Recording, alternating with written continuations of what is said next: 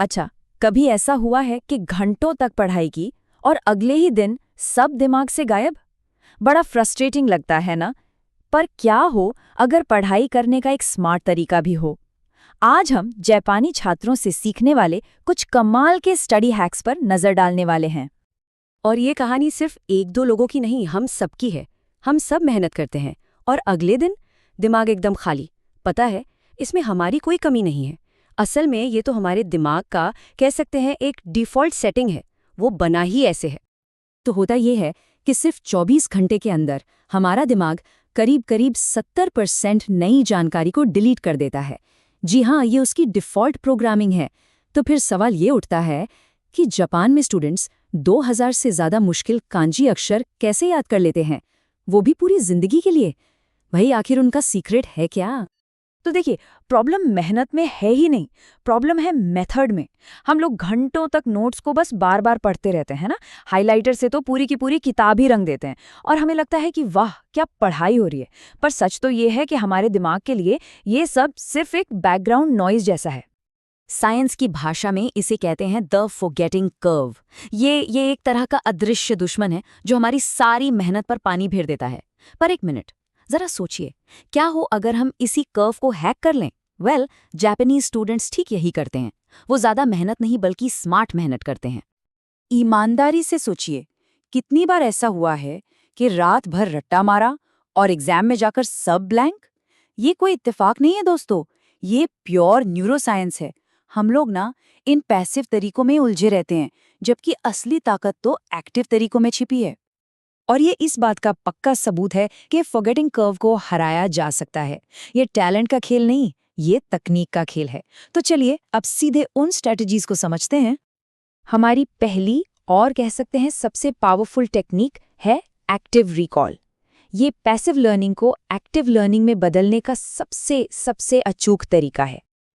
देखिए, ज्यादातर लोग क्या करते हैं, वो सिर्फ इनपुट पर फोकस करते हैं, मतलब पढ़ना, वीडियो देखना, हाईलाइट करना। लेकिन याद रखिए, मेमोरी इनपुट से नहीं, आउटपुट से बनती है। इसको ना जिम में मसल्स बनाने जैसा समझिए। जितना ज्यादा वजन उठाएंगे, मसल्स उतनी ही मजबूत होंगी, राइट? ठीक वैसे ही दिमाग पर जितना ज्यादा जोर डालकर जानकारी को याद करने की कोशिश करेंगे, मेमोरी उतनी ही पक्की होती जाएगी। तो सवाल है, इसे आजमाना कैसे है? बहुत सिंपल है।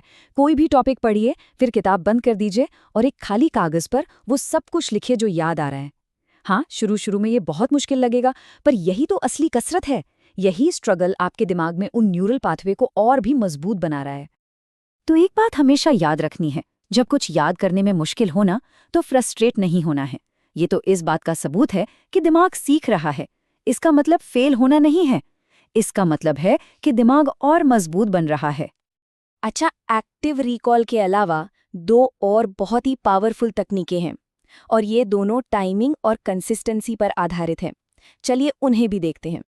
स्पेस्ड रिपीटिशन को ना ऐसे समझिए कि ये दिमाग की बागबानी है। जैसे हम किसी पौधे को ठीक मुरझाने से पहले पानी देते हैं, है ना? वैसे ही हम अपनी यादों को ठीक भूलने से पहले ताज़ा करते हैं। मतलब एक ही दिन में 10 बार रिवीजन करने की बजाय उसे कुछ दिनों या हफ्तों में फैला देना है। ये एक बहुत ही सिंपल सा शेड्यूल है। किसी भी चीज़ को 24 घंटे बाद, फिर 3 दिन बाद, फिर 1 हफ्ते बाद और फिर 1 महीने बाद रिवाइज किया जाता है। इसका लॉजिक बड़ा सिंपल है।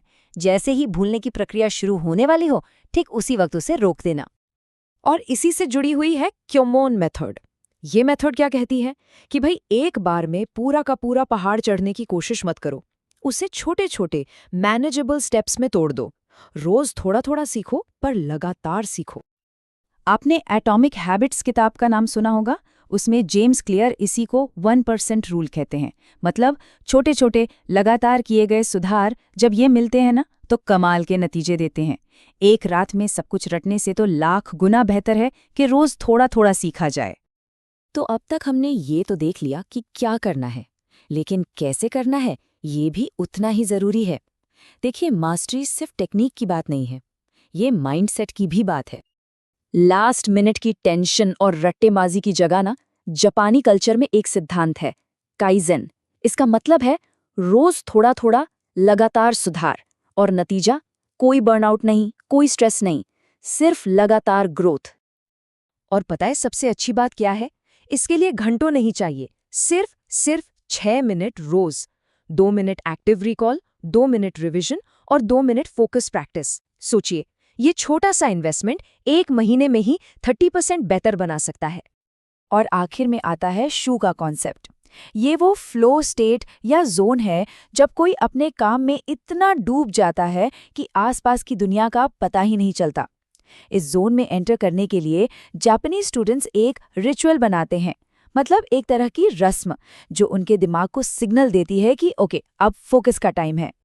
ऐसा ही एक स्टडी रिचुअल कोई भी बना सकता है, जैसे खास जगह तय कर लेना, फोन को दूर रखना या फिर पढ़ाई से पहले एक खास तरह का म्यूजिक सुनना। जब सीखने को एक रिचुअल बना दिया जाता है ना, तो दिमाग उसे एक जरूरी काम की तरह लेने लगता है और फिर फोकस करना आसान हो जाता है। तो अब चॉइस बिल्कुल साफ है। सोचिए, जब कोई वीडियो गेम खेलना सीखता है तो क्या वो सिर्फ उसे देखता रहता है? नहीं ना, वो खेलता है, फेल होता है, सीखता है और फिर लेवल अप करता है। असली लर्निंग भी बिल्कुल ऐसी ही होती है। तो अब हमारे सामने 2 रास्ते हैं। एक तो रटने और भूलने का वो पुराना फ्रस्ट्रेटिंग रास्ता, और दूसरा सीखने का ये नया स्मार्ट तरीका। सीखना कोई बोझ नहीं है, ये एक स्किल है और हर स्किल की तरह इसे भी बेहतर बनाया जा सकता है। ये बात बहुत गहरी है।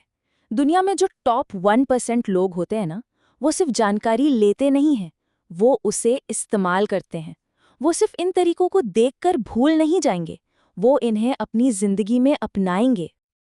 तो अब असली सवाल ये उठता है कि क्या ये जानकारी सिर्फ एक और वीडियो बनकर रह जाएगी या फिर ये सीखने के तरीके को हमेशा के लिए बदल देगी? फैसला जाहिर है हर किसी का अपना है।